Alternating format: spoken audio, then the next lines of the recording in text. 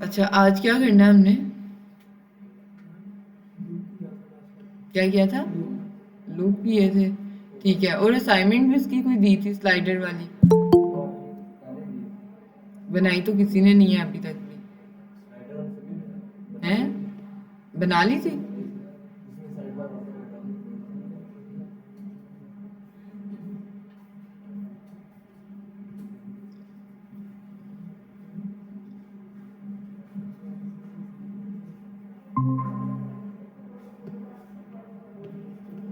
अच्छा, डोम के साथ काम कर लेना चाहिए मेरे ख्याल से।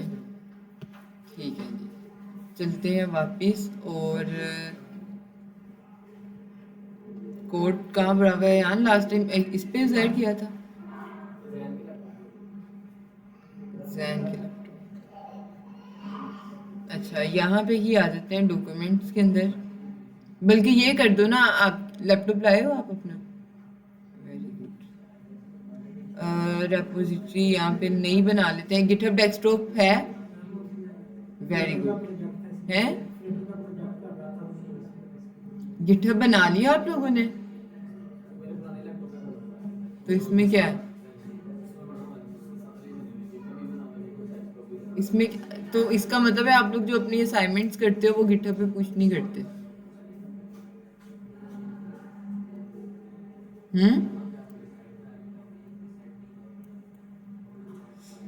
अच्छा, लास्ट टाइम कोई बात कही थी कि जो जितना किया है पहले उसका एक टेस्ट होगा छोटा सा, ऐसा ही था। और आवाम सारी हमारी मिसिंग है यहाँ से, तो एक छोटा सा आप लोगों को दे दूँ, आप लोग कर लें ताकि पता चल जाए। अच्छा, सबसे पहले तुम मुझे बता देना कि ज़रा पिछली चीज़ों को रिवाइज करते हैं एक दफ़ा, ठीक है? ताकि पता चले कि कितना काम आप लोगों को आता है। तो मुझे बताएंगे कि ये जो एक मसला आ रहा था सबके पास, ये मैं एक नई फाइल बना लेती हूँ, डॉक्यूमेंट।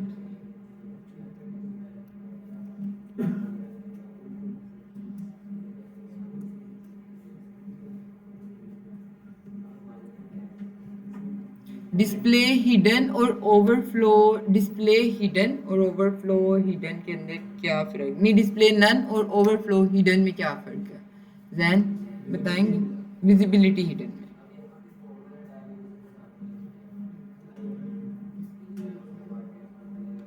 और visibility hidden.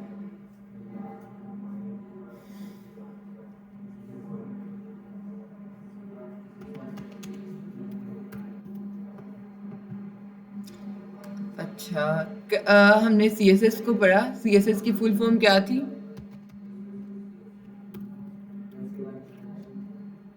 Cascading style sheet. तो सप्तान मुझे बताएंगे कि जो वर्ड कास्केडिंग है उसका क्या मतलब है?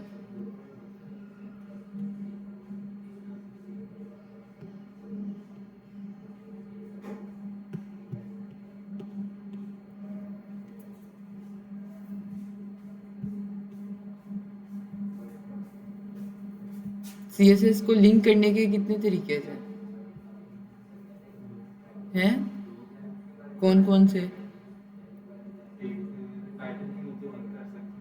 हम्म।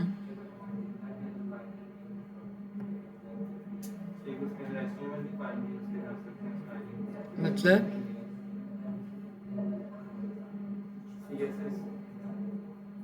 हम्म।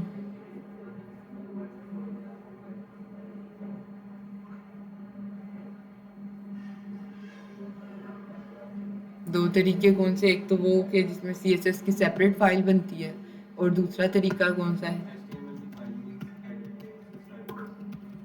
HTML की फाइल में ही स्टाइल कर लेते हैं। यहाँ पे आ जाती हूँ इंडेक्स डॉट HTML, एंटर कर देते हैं इनिशियल कोड। किस तरह से स्टाइल करेंगे सीएसएस की फाइल में? हम्म?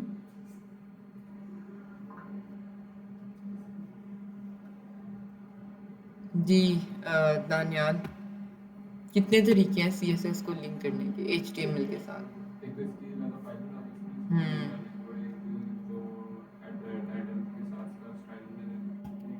टाइटल के अंदर स्टाइल का टैग लगाकर इसको स्टाइल करेंगे, ठीक है। दो तरीके हैं कि तीन तरीके हैं?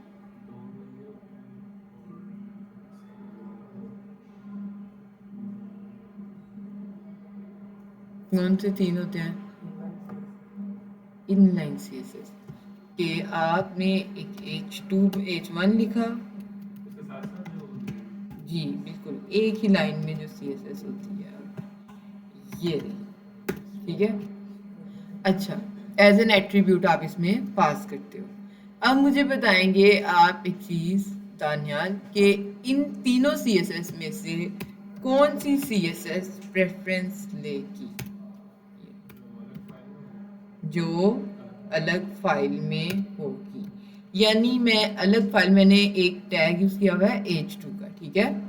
मैं style.css की फाइल में चले जाती हूँ H2 और मैं इसको कह देती हूँ कि H2 का जो बैकग्राउंड कलर है वो मुझे चाहिए ग्रीन, ठीक है। अच्छा, CSS में मैं वापस आती हूँ। इंटरनल, ये जो स्टाइल वाली CSS है ये हमारी क्या कहलाएगी? Internal CSS। और ये सेपरेट फाइल वाली क्या कहलाएगी? हमारी एक्सटर्नल CSS। H2 के अंदर आकर मैं इसको यहाँ पे कहती हूँ कि आप ले लो बैकग्राउंड कलर एक्वा, ठीक है। अच्छा, स्टाइल के अंदर आ जाते हैं। यहाँ पे आके मैं कहती हूँ कि बैकग्राउंड कलर मुझे चाहिए ब्लू वाइट। अब मुझे आप बताओ कि इन तीनों में से background colour green, background colour aqua, background colour blue violet, तीनों में से बैकग्राउंड H2 का कौन सा कलर होगा? Blue violet. क्यों? क्योंकि आपने तो कहा था कि एक्सटर्नल CSS। अगर मैं ये काम कर दूं, ये कर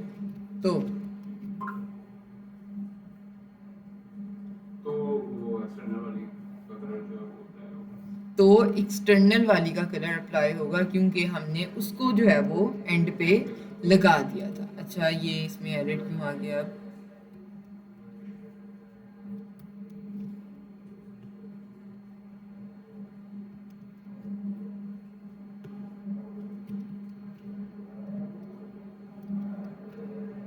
अच्छा, इसको लाइव करते हैं, राइट क्लिक, और मेरे ख्याल से लाइव सर्वर भी इंस्टॉल नहीं किया हुआ जैन ने। कॉपी बात करते हैं यहाँ से इसका और ब्राउजर पे जाकर इसको पेस्ट कर देते हैं, ठीक है। ब्लू वॉयलेट वाला जो कलर है वो हमारा यहाँ पे अप्लाई हो गया, ठीक है। अच्छा, आगे साथ आपकी बारी है। आप अली रजा, अच्छा मुझे बताएंगे कि वही वाली बात, डिस्प्ले नन में और विजिबिलिटी हिडन में क्या फ़र्क है? डिस्प्ले नन अगर करते हैं तो वो जो एलिमेंट होता है वो वहाँ से उसकी जो स्पेस होती है वो गायब हो जाती है, लेकिन उसी में कोई और एलिमेंट जगह ले सकते हैं। लेकिन अगर हम विजिबिलिटी नन करते हैं या हिडन करते हैं तो वो अपने बस स्पेस बरकरार रखता है और एलिमेंट वहाँ से गायब हो जाता है। ये फ़र्क होता है। डिस्प्ले नन में क्या होता है कि जब हम किसी चीज़ को कहते हैं ना डिस्प्ले नन, यानी वो जो चीज़ विजिबल हो रही है वो वहाँ से हाइड हो जाती है, बिल्कुल ख़त्म हो जाती है, उसकी स्पेस भी ख़त्म हो जाती है। लेकिन आप जब कहते हो विजिबिलिटी हिडन, तो उसका मतलब होता है कि वो जो कंटेंट है आपका सिर्फ और सिर्फ अपनी जगह से हाइड हुआ है, ठीक है। उसकी जगह वहीं पे रहेगी, सिर्फ कंटेंट आपका हाइड हुआ है। अगर हम H2 को यहाँ पे आकर थोड़ी सी हाइट दे देते हैं 40 VH, ठीक है। इसकी जो विड्थ है वो मैं कर देती हूँ 100% कर देते हैं, ठीक है। सेव करते हैं इसको, और अगर आकर हम चेक करें तो ये आ गया हमारे पास, ठीक है।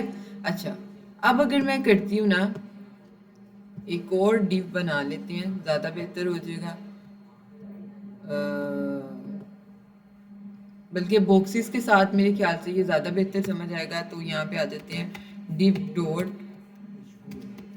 बॉक्स, ठीक है। डिव डॉट बॉक्स सिस और डॉलर, एंटर कर लेते हैं, स्टार कर देते हैं इसको 3 के साथ, ठीक है। 3 दफ़ा आ जाएंगे। अच्छा, बॉक्स जो है हमारे पास इसको मैं ले लेती हूँ और डॉट बॉक्स करना है इसको। डॉट बॉक्स 100 VH के बजाय मैं इसकी हाइट जो है ना वो 300 पिक्सल कर देती हूँ और इसको भी 300 पिक्सल कर देती हूँ, ठीक है। और सारे बॉक्सेस एक ही रो में चाहिए तो इसलिए मैं इसको क्या कर दूंगी, डिस्प्ले प्लस। अच्छा, कुछ इस तरह से हमारे पास तीनों बॉक्सेस जो है ना वो आगे होंगे। एक अभी शो हो रहा है, बाकी जो है वो ये इसको इधर नहीं देनी थी हमने, कट करते हैं इसको, ये सेव किया। अच्छा, आगे क्या है, बॉक्सेस।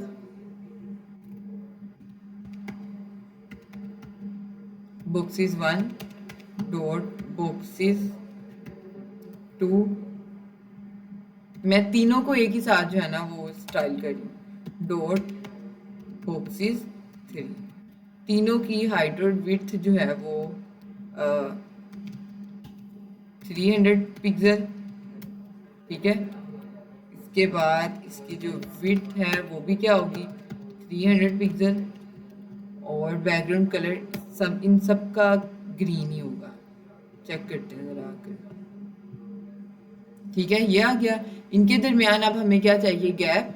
तो गैप के लिए हम लोग चले जाते हैं इसी के पास और इसको कह देते हैं कि गैप दे दें इनके दरमियान कोई 30 पिक्सल का।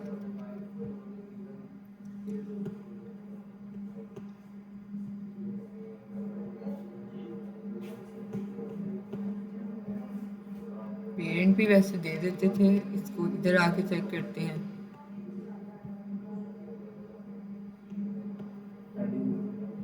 मार्जिन, पैडिंग नहीं यूज करेंगे, मार्जिन यूज करेंगे। मार्जिन 30 पिक्सल, ऊपर नीचे से मार्जिन आ गया।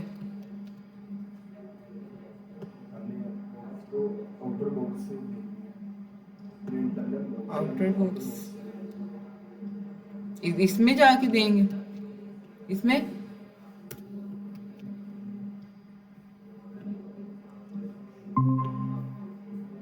अप्लाई तो वैसे उधर ही हो जानी चाहिए थी, क्योंकि मैं हर एक बॉक्स को कह रही हूँ कि आप मार्जिन ले लो 30-30 पिक्सल का। ये अच्छा, एक चीज मैं बताती हूँ, यहाँ पे आके जब हम मार्जिन दे रहे थे या जब हमने गैप दिया था तो वो अप्लाई हो रहा था, हमें नजर नहीं आ रहा था। वजह ये थी कि हमने बैकग्राउंड कलर पेरेंट को क्या दिया हुआ है, ग्रीन। तो उनके दरमियान अब मैं अगर ग्रीन कलर को नीचे ले आऊं और अगर मैं अब इसको सेव करूं तो ये देखिए इनके दरमियान गैप पहले भी आ रहा था, लेकिन क्योंकि बैकग्राउंड कलर ग्रीन था तो हमें वो नजर नहीं आ रहा था, ठीक है। ये हो गया। अच्छा, अब मैं यहाँ पे आगे कहती हूँ कि जो बॉक्सिस 2 है, डॉट बॉक्सिस 2, उसको सबसे पहले आप कर दो डिस्प्ले, ठीक है। सेव करते हैं इसको और पेज को एक दफा रीलोड करते हैं तो ये देखिए क्या हुआ, दरमियान वाला बॉक्स जो था वो क्या हो चुका है, हाइड हो चुका है, डिस्प्ले नन हो चुका है, यहाँ से रिमूव हो चुका है। लेकिन अगर मैं यहाँ पे आकर ये कह दूं डिस्प्ले नन की जगह पे उसकी कर दो विजिबिलिटी हिडन और इसको सेव करते हैं, ये देखें विजिबिलिटी हिडन में क्या हुआ, आपका कंटेंट हाइड हो चुका है लेकिन उसकी जगह वहीं पे मौजूद है। लेकिन डिस्प्ले नन में क्या होता है, आपका एलिमेंट पूरे का पूरा वहां से रिमूव हो जाता है, ठीक है। तो इसलिए आपने जब भी किसी चीज को हाइड करना है तो आपने डिस्प्ले नन को यूज करना है विजिबिलिटी हिडन के बजाय, ठीक है। अच्छा, उसके बाद मुझे एक चीज बताएंगे आप लोग कि हमारे पास एलिमेंट्स को एक्स्ट्रा स्टाइलिंग जो है वो मिली हुई होती है, ऐसा ही है। जैसे बैकग्राउंड कलर ब्लैक, टेक्स्ट का colour background colour white, text का कलर ब्लैक।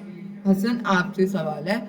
और मार्जिन पैडिंग कुछ एक्स्ट्रा मिली होती है हमारे एलिमेंट्स को। अगर आप इस अपने टैग की बात करें या इस कंटेंट की बात करें तो मैं यहाँ से मार्जिन को हटा देती हूँ, तो आप देखें कि अभी भी मैंने मार्जिन हटा दिया है लेकिन साइडों से इसको जो है वो स्पेस मिली हुई है।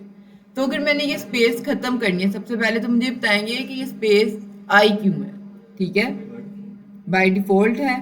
तो क्या सिर्फ इसी डिफ को डिफॉल्ट स्टाइलिंग मिली हुई है या आपके जितने भी एलिमेंट्स हैं उन सबको डिफॉल्ट स्टाइलिंग मिली हुई है?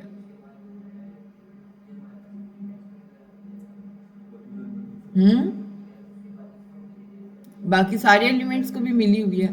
तो अगर हमने इसको रिमूव करना है तो हम किस तरह से इसको खत्म करेंगे?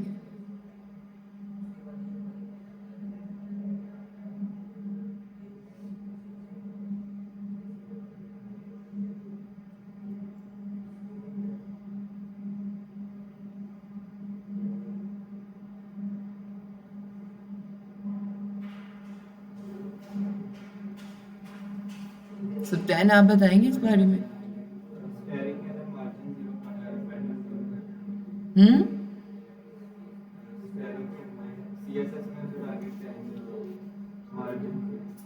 स्टैटिक का नाम भी था कोई? हाँ बता दिए। स्टैटिक का क्या नाम था?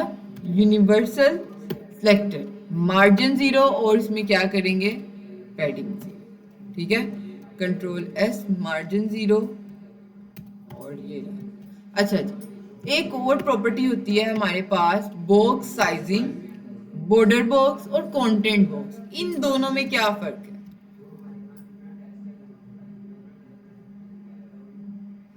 जो एक आध प्रॉपर्टी यहाँ बताई हमने तो वही की थी, बाकियों को तो हमने देखा ही नहीं था। ऐसा ही है ना?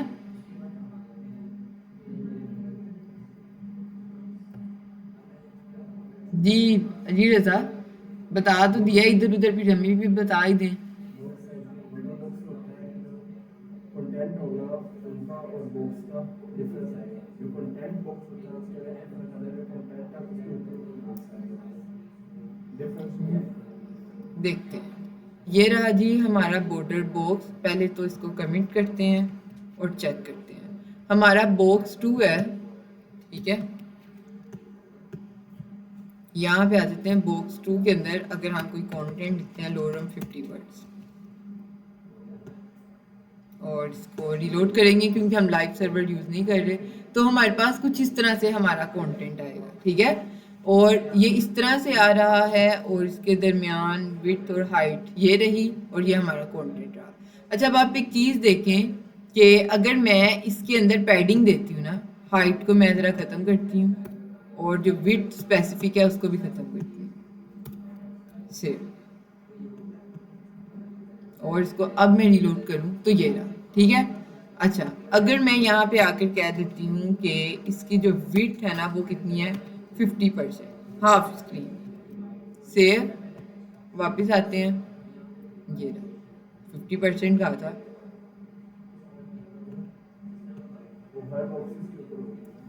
अच्छा, तीनों बॉक्सेस के ऊपर हो रही है, ठीक है।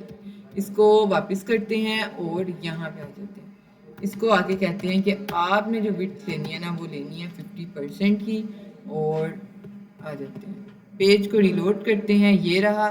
और बाकी दोनों बॉक्सेस को रिमूव कर देते हैं, इसको भी और इसको भी। ये रहा हमारा कंटेंट। अच्छा, अब अगर मैं इसको देती हूँ पैडिंग, तो आप एक चीज़ देखोगे, मैं यहाँ पे आकर इसको देती हूँ पैडिंग, और पैडिंग में इसको कह देती हूँ 40 पिक्सल, ठीक है। अब आप देखेंगे कि जैसे ही मैं पैडिंग दूंगी मेरे कंटेंट की विड्थ क्या हो गई है? ज़्यादा हो गई है। ऐसे ही है, अगर वापस चले जाएं तो सेव करते हैं और अब आकर ज़रा चेक करते हैं। पहले इसकी इतनी विड्थ है, लेकिन जैसे ही मैं पैडिंग दूंगी तो ये इसकी विड्थ क्या हो जाएगी? ज़्यादा हो जाएगी।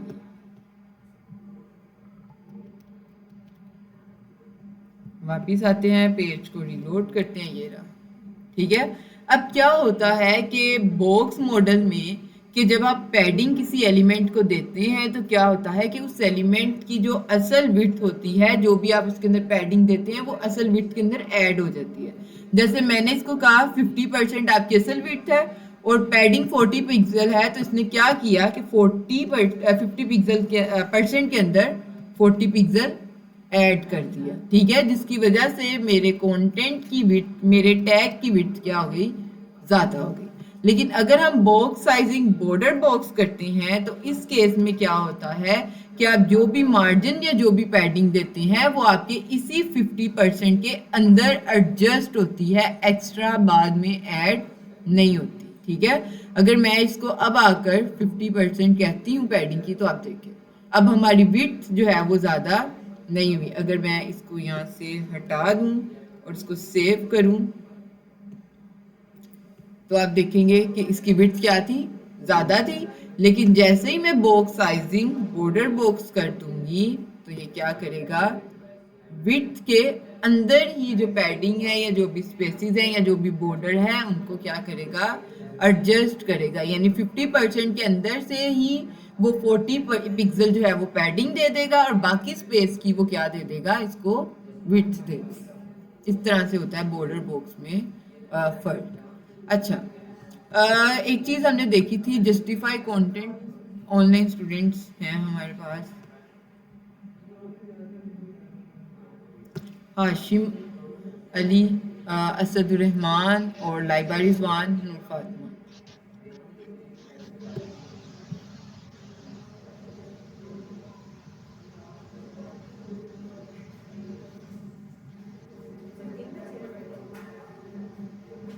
जी, 4 लाइबा भी हैं, असद, नूर और हाशिम।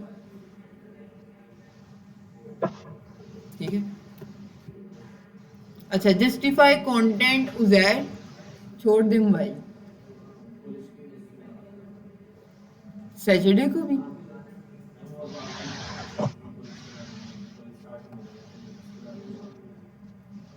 अच्छा, जस्टिफाई कंटेंट और अलाइन आइटम सेंटर है, थोड़ी देर के लिए जरा इनको साइड पे रख दें।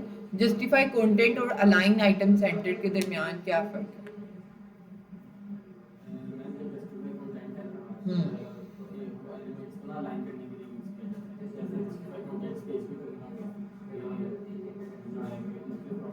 हम्म अच्छा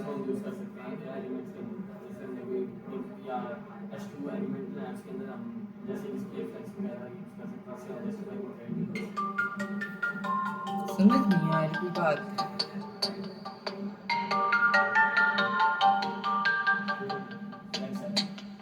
हम्म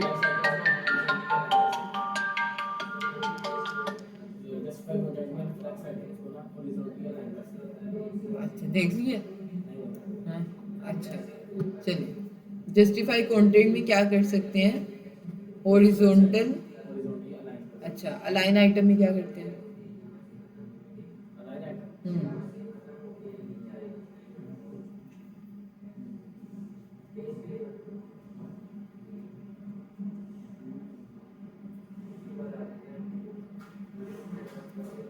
क्या जस्टिफाई कंटेंट और अलाइन आइटम की जो प्रॉपर्टीज हैं वो डिस्प्ले फ्लेक्स की प्रॉपर्टी के बगैर यूज हो सकती हैं?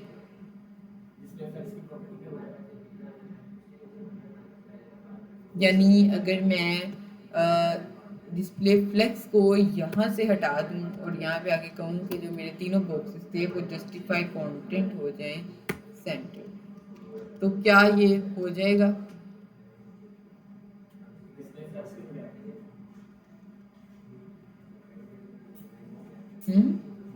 क्यों?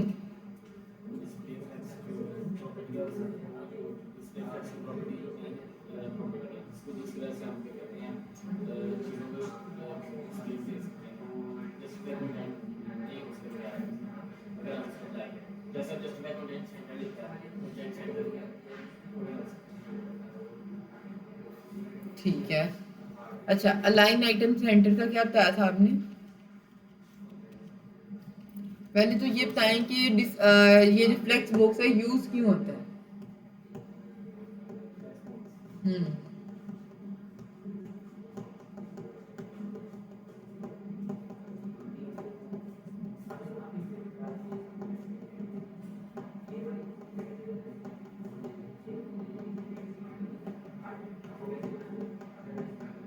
इनलाइन और ब्लॉक एलिमेंट्स देखे थे हमने। हम्म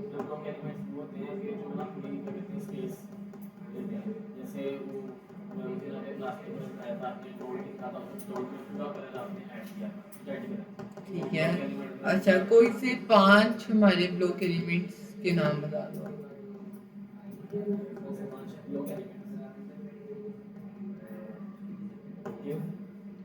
डिव,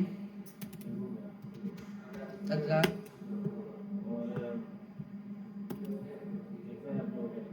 हम्म,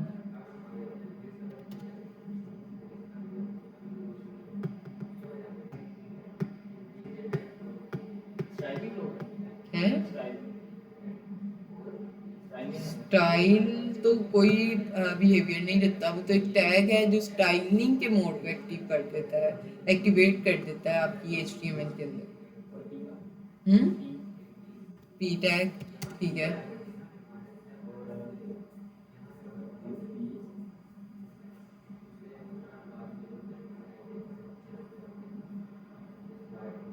चैट जीपीटी स्लो हो गया। अच्छा अच्छा। हम्म, इतने टैग्स यूज किए हैं।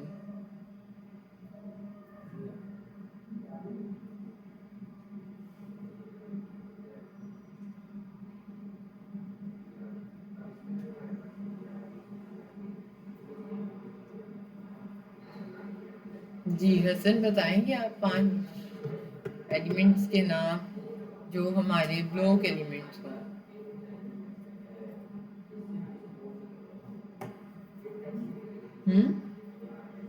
डिव और पैराग्राफ के अलावा।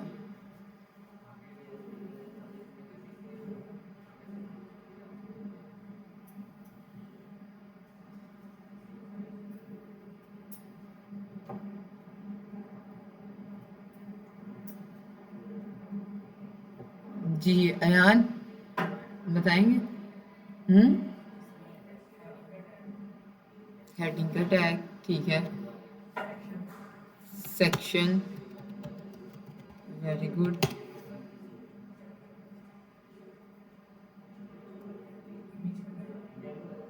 इमेज का टैग, और 5 पूरे हो गए। ठीक है जी। अच्छा, मुझे बताएंगे कि इमेज का टैग हमारा ब्लॉक है तो किस तरह से ब्लॉक है। मैं यहाँ पे आकर पहले तो इसको कमेंट करती हूँ ताकि एरर ना आए कोई। सेव कर लिया। मैं यहाँ पे आकर एक img का टैग यूज करती हूँ, ठीक है। डॉट स्लैश, यहाँ पे तो कोई इमेज नहीं होगी, डॉट डॉट स्लैश, कहीं पड़ी हुई है इमेजेस।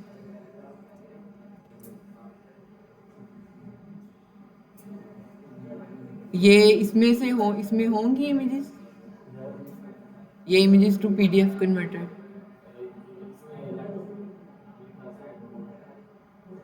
अच्छा, हम कोई इधर से ही ले लेते हैं।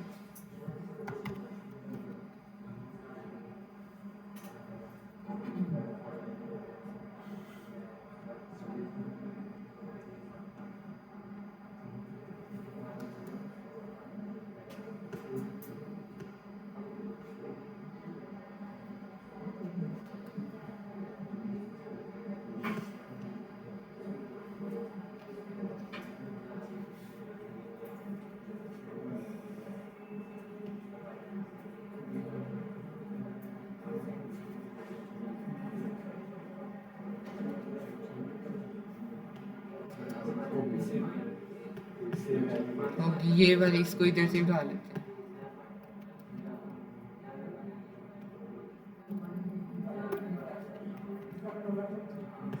ठीक है।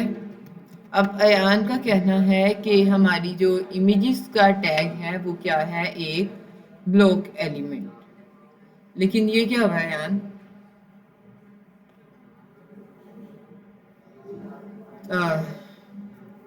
अयान ने बताया था, ठीक है। अच्छा, बताएंगे कि ये एक लाइन में क्यों आ गया है, हालांकि ये तो एक ब्लॉक एलिमेंट था। और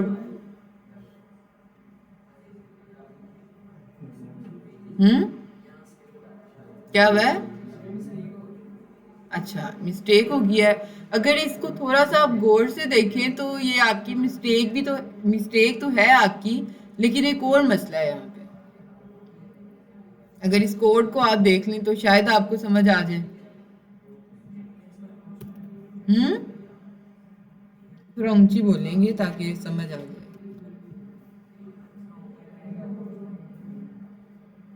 ये तो इससे तो नहीं फर्क पड़ता ना, ओपन टैग है या क्लोज टैग है, क्योंकि ये सिंगल टैग है, ये अकेला ही अपनी फंक्शनैलिटी जो है वो परफॉर्म करता है।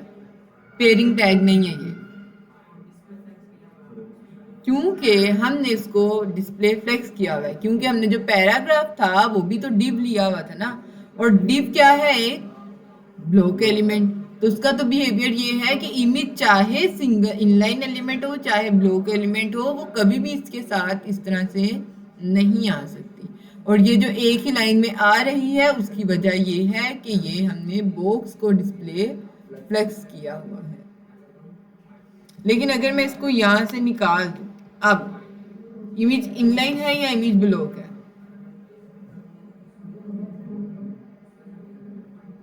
और हम बताएंगे आप इमेज का एलिमेंट इनलाइन एलिमेंट है कि ब्लॉक एलिमेंट। डिस्प्ले फ्लेक्स को छोड़ दें, वैसे बताएं कि img का जो टैग है वो इनलाइन है कि ब्लॉक है। ब्लॉक है, यानी कि वो एक लाइन में अकेला एलिमेंट आएगा, ऐसा ही है। पूरी विड्थ को ये अकेला ही कवर करेगा, ऐसी बात है। ठीक है। इसके आगे मैं एक बटन टैग लगाने की कोशिश करती हूँ। रीड, सेव करते हैं इसको। तो क्या होना चाहिए कि बटन टैग जो है वो हमारा नई लाइन में आएगा, ऐसा ही है, क्योंकि इमेज हमारी क्या है, एक ब्लॉक एलिमेंट। तो अगर हम वापिस आ जाएं तो ये क्या काम हुआ, ये तो उसी लाइन में आ गया, हालांकि इस बटन को आना चाहिए था यहाँ पे। जैसे इमेज ऊपर आई है, पैराग्राफ ऊपर था, इमेज नीचे आई है, इसको भी नीचे आना चाहिए था, साथ क्यों आ गया।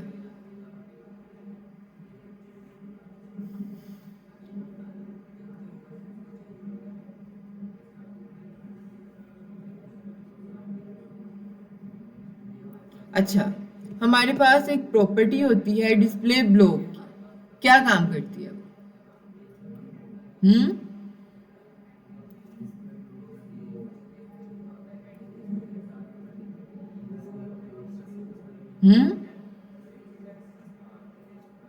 थोड़ा ऊंची बोलेंगे ताकि मेरे तक आवाज आ जाए।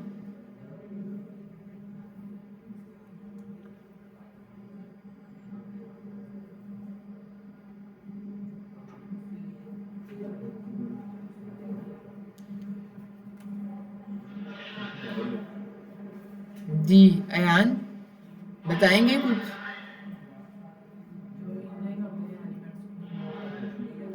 इनलाइन एलिमेंट्स को कन्वर्ट कर देता है ब्लॉक में, और अगर हम डिस्प्ले इनलाइन कर दें तो वो ब्लॉक एलिमेंट्स को इनलाइन कर देता है। तो हमारे पास एक प्रॉपर्टी होती है जिसका नाम है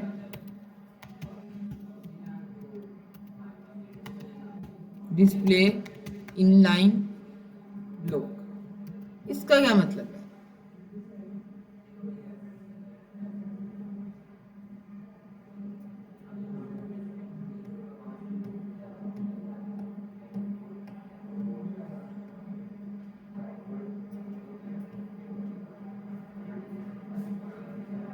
डिस्प्ले इनलाइन ब्लॉक क्या काम करेगा? सबसे पहले मुझे बताएं कि इनलाइन एलिमेंट, दानिया, इनलाइन एलिमेंट्स होते कौन से हैं, इनकी क्या प्रॉपर्टीज होती हैं?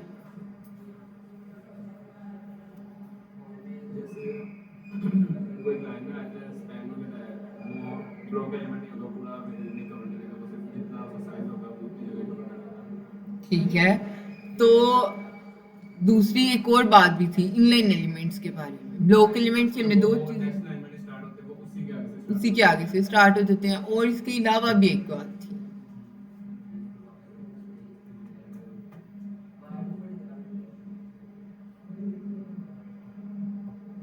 न्यू लाइन से स्टार्ट हो। हाँ, एक तो न्यू लाइन से नहीं स्टार्ट होते हैं, दूसरी बात ये थी कि इनलाइन एलिमेंट सिर्फ उतनी जगह लेते हैं जितना उनका कंटेंट होता है।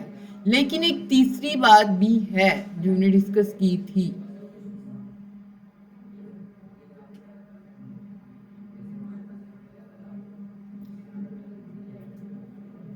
जी सप्तान, वो आप लोगों ने कहा है कि हम जो चीज भूल जाए वो एक दूसरे से डिस्कस कर लेते हैं, वो बता देता है। तो अब वो एक चीज भूल गए, आप उनको बता दें।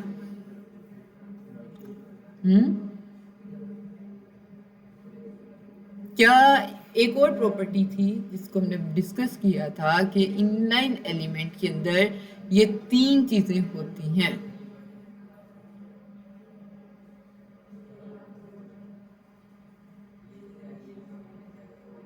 जी अली रजा बताएंगे।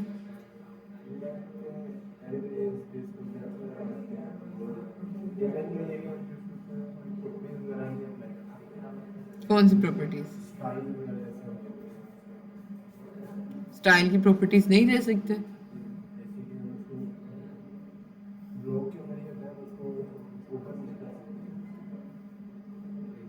वो तो इनलाइन को भी कर सकते हैं। स्टाइलिंग की प्रॉपर्टीज तो इनलाइन पे भी अप्लाई कर सकते हैं, ब्लॉक पे भी अप्लाई कर सकते हैं। जैसे हम बटन को स्टाइल करते हैं, इमेजेस को स्टाइल करते हैं, स्पैन को स्टाइल करते हैं, स्टाइलिंग तो सब पे अप्लाई हो जाती है। लेकिन एक फर्क है दोनों के अंदर, ब्लॉक और इनलाइन के अंदर, जो शायद हमने एक दो दफा डिस्कस भी किया हुआ है।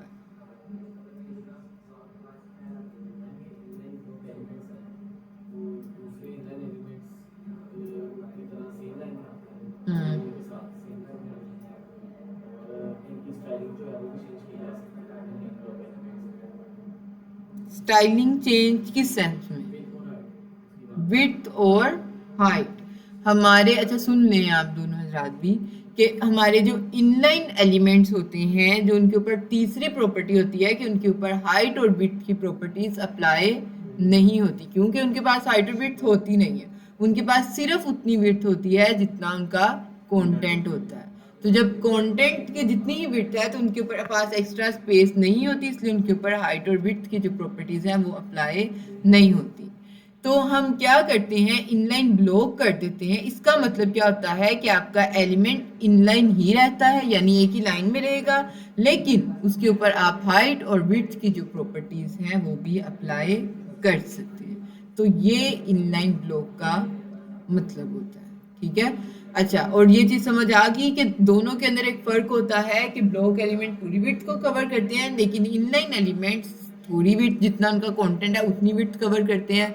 लेकिन फर्क ये होता है कि जो ब्लॉक एलिमेंट, इनलाइन एलिमेंट है, उनके ऊपर हाइट और विड्थ की प्रॉपर्टीज जो है वो इंप्लीमेंट नहीं होती।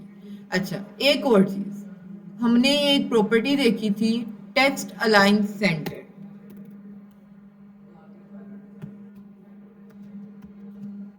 टेक्स्ट अलाइन सेंटर ये क्या काम करती है?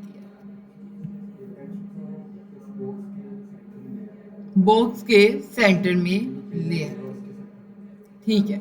अगर हम यहाँ पे आ जाए, मैं इसकी विड्थ जो है वो 50% कर देती हूँ, पैडिंग और हाइट, तो ये इस तरह से ले आएगी। लेकिन अगर हम इसको मज़ीद आसान करना चाहें तो मैं यहाँ पे एक हेडिंग बना लेती हूँ, H2 लोरम 3 वर्ड्स की हेडिंग होगी। अच्छा, CSS में चले जाते हैं और मैं H3 को कहती हूँ कि आप टेक्स्ट अलाइन कर लो सेंटर। पहले इसको ऐसे ही रखते हैं और आपको एक दफ़ा दिखा देते हैं कि ये काम किस तरह से करता है। कमिट किया हुआ इसका मतलब है कि ये हमें शो नहीं होगा। अच्छा, ये रहा जी, पहले हेडिंग जो है वो किस साइड पे है? लेफ्ट साइड में। लेकिन जैसे ही मैं यहाँ पे आकर करूँगी टेक्स्ट अलाइन सेंटर, सेव करूँगी इसको, तो आप लोग एक चीज़ देखेंगे कि ये हेडिंग जो है हमारी वो सेंटर में नहीं आई।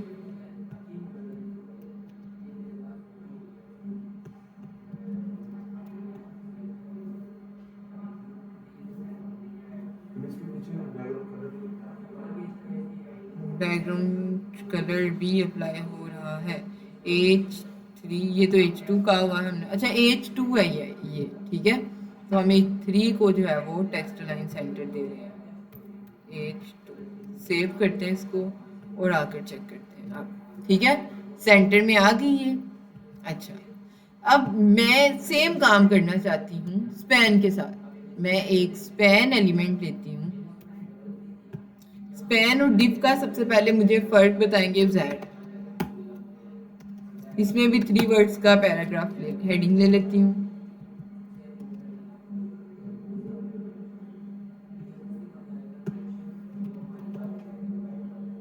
गिव जेड, स्पैन और डिव में क्या फर्क है?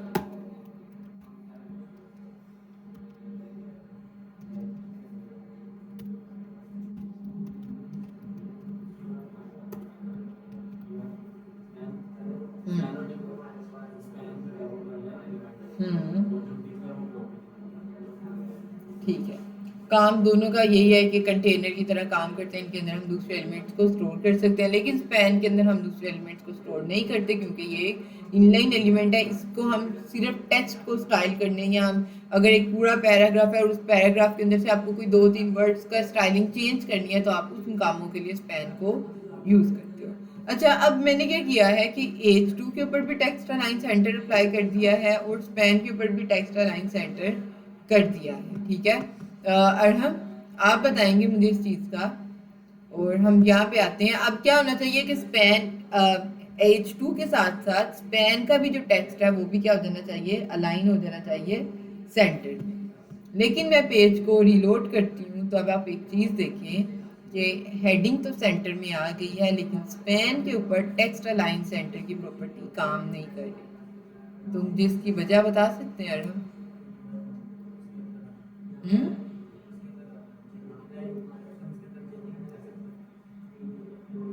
चेंजेस नहीं कर सकते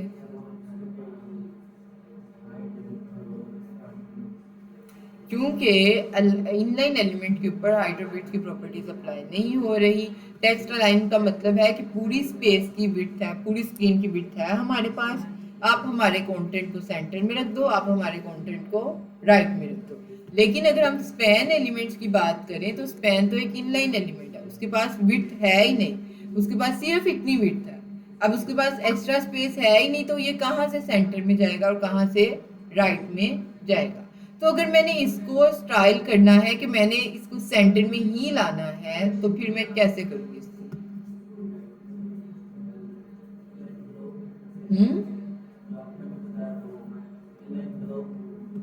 क्या करेंगे, स्पैन को कहेंगे डिस्प्ले ब्लॉक भी तो कर सकते हैं,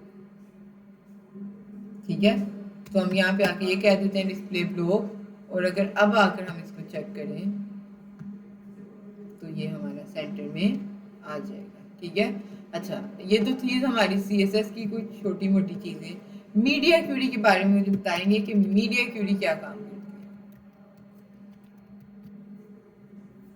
है?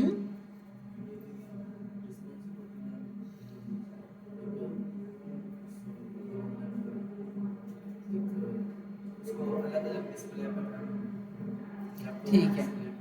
अच्छा, अब मुझे बताएंगे जावास्क्रिप्ट के बारे में कि जावास्क्रिप्ट में हमने वेरिएबल्स पढ़े थे। कितनी टाइप्स के वेरिएबल्स थे हमारे पास? 3 तरह के। कौन कौन से? कौन? ठीक है, तीनों में कोई फर्क था?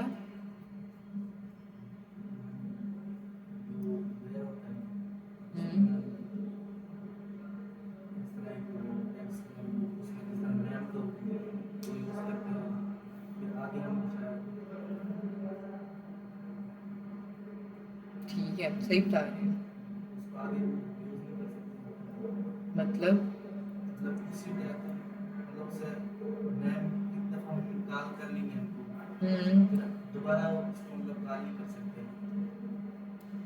नहीं, वेरिएबल्स, आपके फंक्शंस, ये जितने भी है ना जावास्क्रिप्ट के अंदर, आप उनको बनाते एक दफा और मल्टीपल टाइम कॉल कर सकते हो। चाहे वो लेट है, चाहे वो वेर है, चाहे वो कॉन्स्ट है, किसी भी तरह का वेरिएबल है, बनता एक ही दफा है और उसको आप 1000 दफा भी कॉल कर सकते हो। कॉल करने का कोई मसला नहीं होता, ठीक है। आप मुझे इसकी डिक्लेरेशन और इसकी इनिशियलाइजेशन की बेस पर बताएं कि वेर में, लेट में और कॉन्स्ट में क्या फर्क है?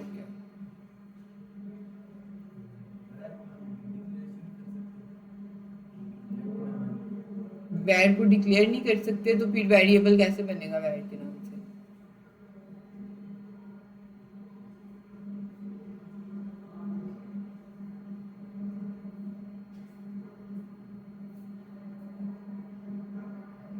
ज़ाहिर आप बताएंगे। हम्म, हम्म।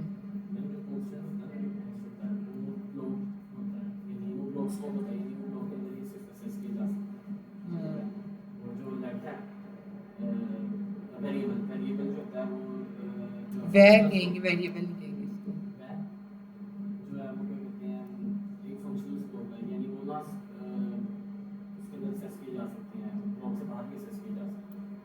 ठीक है, ठीक है, ये तो स्कोप की होगी बेस। अच्छा, किसको? वैर को रीडिक्लेयर किया जा सकता।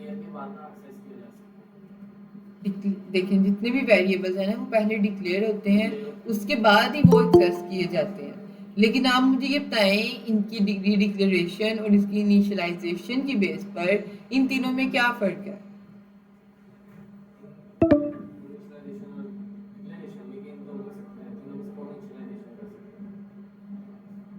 चलेंगे बता दो।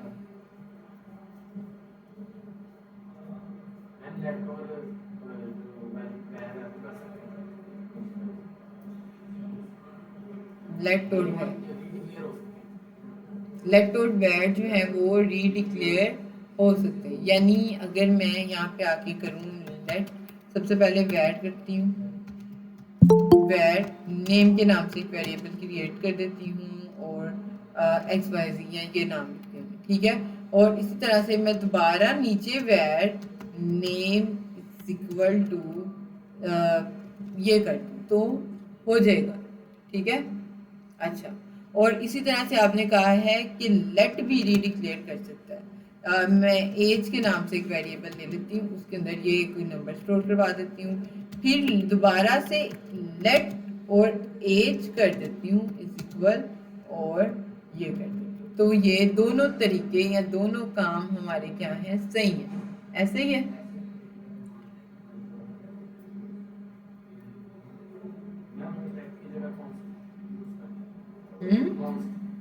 कौन सी क्यों करें? अच्छा, लेट को कह रहे हो कि लेट जो है वो रीडिक्लेयर नहीं हो सकता, ठीक है, और कॉन्स्ट हो सकता है।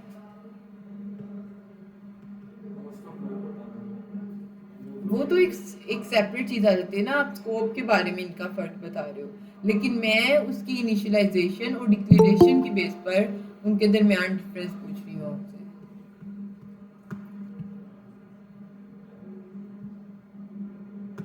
तो मुझे बताएंगे कि तीनों में क्या फर्क है, ये जो आपने लेट वैर का बताया है,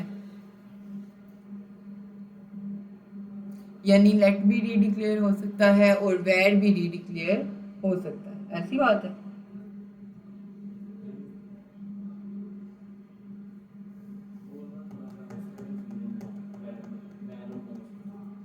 क्या क्या कंफ्यूजन? अच्छा, लेट के बारे में आप क्लियर है कि लेट जो है वो रीडिक्लेयर हो सकता है।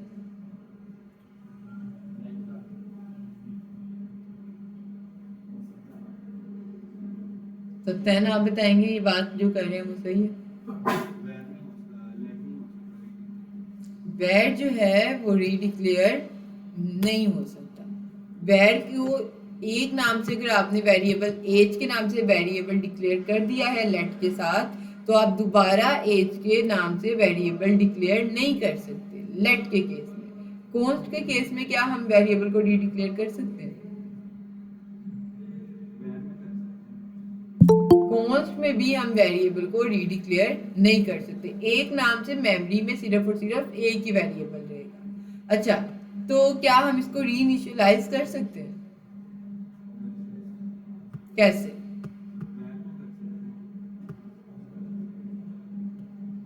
कैसे?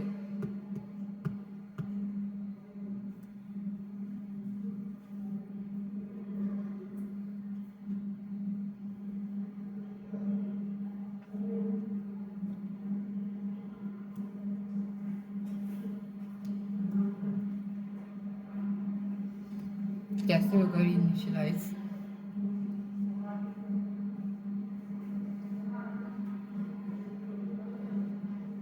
जैन आप बताएंगे किस तरह से रीइनिशियलाइज हो सकते हैं? कॉन्स्ट को नहीं कर सकते। अगर हमने लेट को रीइनिशियलाइज करना है तो हम कैसे करेंगे?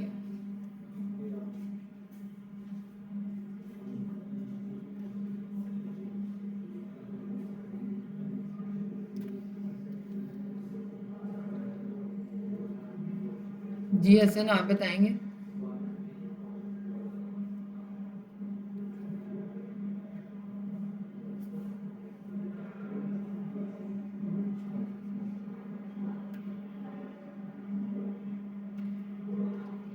अच्छा, हमने एक बात की थी document dot get element by ID DOM में जब हम आए थे, तो हमने दो तीन चीजें देखी थी। एक तो था gate element by ID, gate element by class name, gate element bye tag name, ठीक है, ये तीन फंक्शंस थे। और एक हमने बात की थी क्यूरी सिलेक्टर की।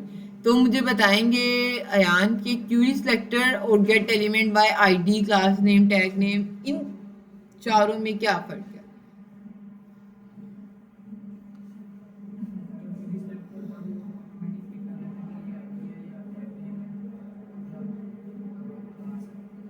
ठीक है,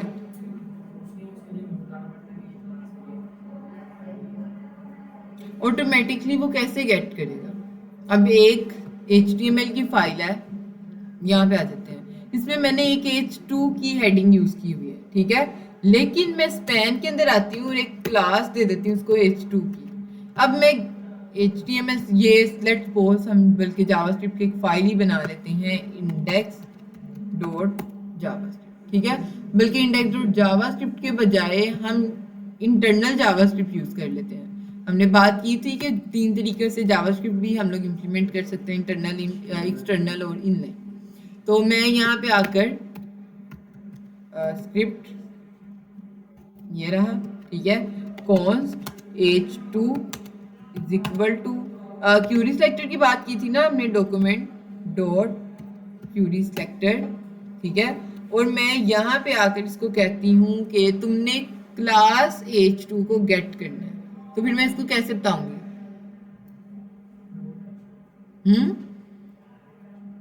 डॉट h2। तो क्या ये h2 क्लास को गेट करेगा या h2 टैग को गेट करेगा?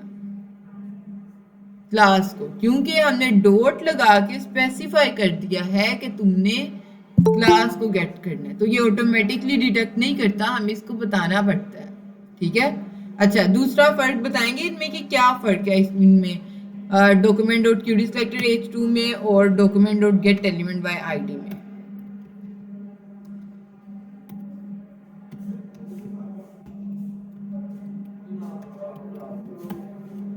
ये क्या फर्क है इसमें?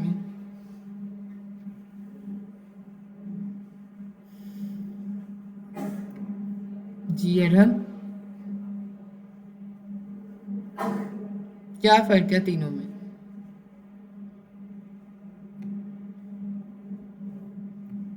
ज़ाहिर आप बताएंगे।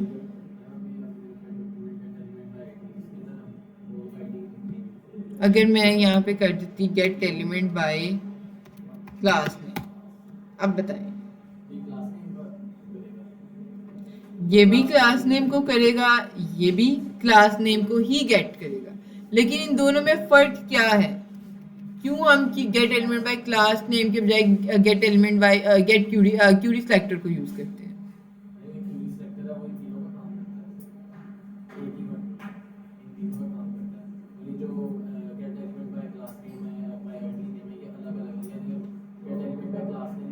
ठीक है, ये तो हो जाएगा, ठीक है। और कोई फर्क?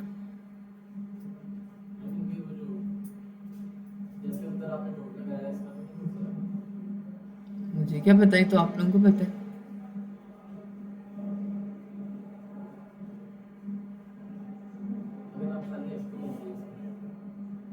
तो लिख दें, अगर h2 लिखेंगे तो ये h2 टैग को गेट कर लेगा, लेकिन हमने तो क्लास को करना है, तो मैं डॉट लगा देती हूँ।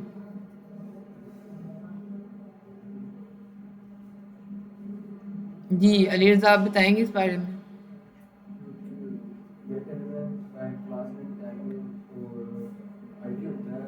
अगर हम टैग नेम से पता करेंगे, जब हम हेडिंग देंगे h2 देंगे, तो अगर जितनी भी हेडिंग होगी एलिमेंट के नेम, टेक्स्ट टू html उसको गेट कर देगा। अगर हम क्वेरी सेलेक्ट के जरिए करेंगे तो वो सिर्फ पहली हेडिंग होगी उसको गेट करेगा।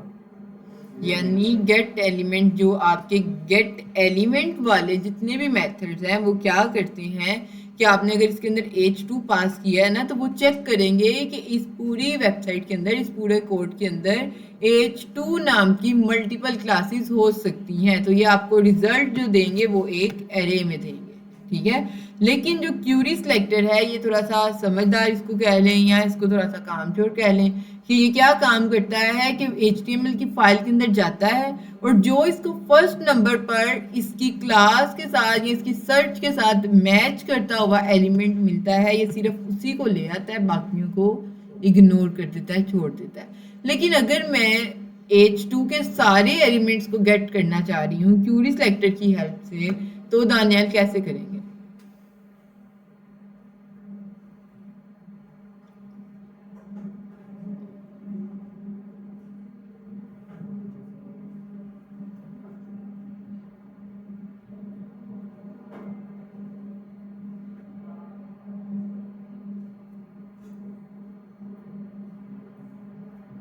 सारे H2 के एलिमेंट्स चाहिए। अभी ये H2 क्लास की मैं एक दो एलिमेंट्स और बना देती हूँ, ये रहे, ठीक है। ये दोनों मुझे चाहिए लेकिन क्यूरी सिलेक्टर की हेल्प से, यानी क्यूरी सिलेक्टर के मेथड्स को यूज करना है, गेट एलिमेंट को नहीं यूज करना।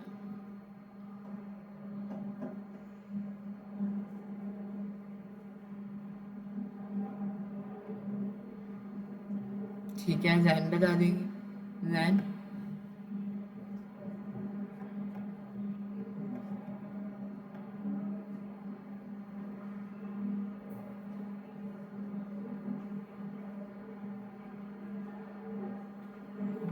कैसे होगा ये? हसन बताएंगे। हसन, क्यूरी सिलेक्टर और ये क्या करेगा कि H2 के नाम से जितनी भी क्लासेस होंगी उन सब क्लासेस को गेट करेगा और रिजल्ट आपको दे देगा एक एरे की फॉर्म में, ठीक है। ये अभी हमने थोड़ा सा जितना काम किया था हमने इसके हिसाब से देखा है और आप लोग अपना चेक कर लें कि कितना आप लोगों को अभी तक आ रहा है। अभी हम लोग तकरीबन बहुत स्लो चल रहे हैं शायद, लेकिन आप लोग हालात चेक कर लें अपने कि बेसिक जो चीज़ें थी, मेरे ख्याल से अब हम जावास्क्रिप्ट के तकरीबन आधे से ज़्यादा हमने कर लिया है, ठीक है, जावास्क्रिप्ट। और इस लेवल पे भी आप लोगों को HTML और CSS की जो चीज़ें थी जो आप लोगों को रटी होनी चाहिए थी इस टाइम तक, वो भी आप लोगों को क्लियर नहीं है, ठीक है। तो ज़रा इस पे फोकस कर लें, क्योंकि जब हम जावास्क्रिप्ट से निकल जाएंगे ना तो आप लोगों के पास जब रिएक्ट आ जाएगी तो रिएक्ट एक बिल्कुल सेपरेट चीज़ है। अगर आप उसको देखेंगे तो आप लोग उसको देख के ही कंफ्यूज हो जाएंगे। तो अगर आप लोग अभी इन चीज़ों को क्लियर नहीं करेंगे तो जावास्क्रिप्ट में, रिएक्ट में ये चीज़ें आपकी क्लियर कभी भी नहीं होंगी। वहाँ पे और बहुत मसले हैं रिएक्ट के अंदर। तो इसको अभी कवर कर लें, इसको क्लियर कर लें तो आसानी हो जाएगी आप लोगों के लिए, ठीक है। और कल जो है आप लोगों को एक छोटा सा टास्क दे देती हूँ जावास्क्रिप्ट का, वो ये कि आप लोगों ने कैलकुलेटर बना के आना है, ठीक है। जैसा ये अगर हम Ctrl+T कर लें और यहाँ पे आके सर्च करें कैलकुलेटर,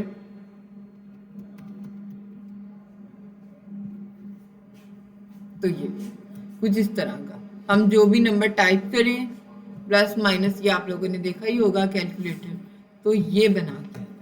और ये सिर्फ बना के नहीं आना बल्कि कल अपने लैपटॉप लेके आने हैं। मैं इधर आपको डिस्प्ले करवाऊंगी और पूछूंगी कि आप लोगों ने इसको कैसे बनाया, और जितनी चीज़ें हमने यूज़ की हैं सिर्फ उन्हीं चीज़ों को यूज़ करना है। एक्स्ट्रा चीज़ों को इम्प्लीमेंट, जावास्क्रिप्ट की एक्स्ट्रा चीज़ों को आपने यूज़ नहीं करना, जावास्क्रिप्ट में बनाना है, जावा में नहीं, जावास्क्रिप्ट में, ठीक है।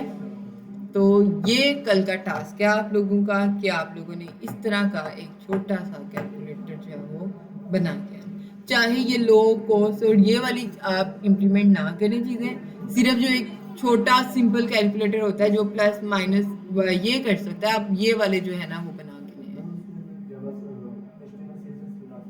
HTML CSS और जावास्क्रिप्ट, क्योंकि ये जावास्क्रिप्ट से अकेले नहीं बनेगा, इसमें HTML से ये सारी की सारी स्ट्रक्चर बनेगा, स्टाइलिंग होगी, और जावास्क्रिप्ट से इसकी लॉजिक बनेगी कि आप किसी भी एलिमेंट के ऊपर गेट करें तो वो एलिमेंट आपका जो है वो स्क्रीन पे शो हो जाए, गेट एलिमेंट बाय आईडी के थ्रू या गेट एलिमेंट बाय क्लास, जिस तरह से भी आप करना चाहें। तो ये काम करना है आप लोगों ने कल, ठीक है। इसको स्टॉप कर देते हैं। इसमें बनेंगे वही छोटे छोटे फंक्शंस ही बनेंगे, पैरामीटर्स का बताया हुआ मैंने आप लोगों को पहले, पैरामीटर्स की बात नहीं की हुई, सोच लें। ठीक है, अच्छा अब तो टाइम पूरा हो गया, लेकिन इसको कल करने की कोशिश कीजिएगा, ये हो जाएगा। पैरामीटर्स कोई इतनी मुश्किल चीज़ नहीं है जी। हैं आज का लेक्चर जो है वो किसके पास है, उजैड के पास